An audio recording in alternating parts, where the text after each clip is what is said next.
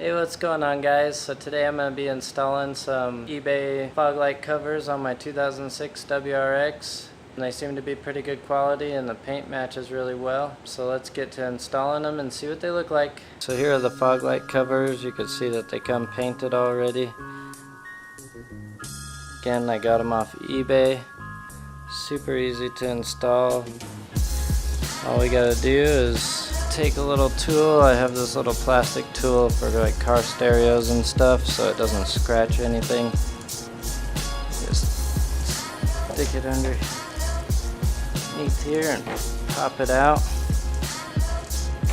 And pull this out like that. And take the cover, stick it in like this.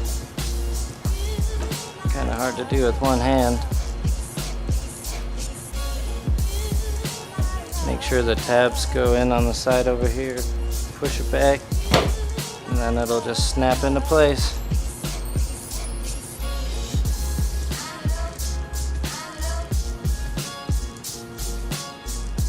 So as you can see, that was a super easy install. It maybe took 5 minutes at the most. If you like this video, please like and subscribe to my channel. I'll be putting out a lot more videos. Thank you.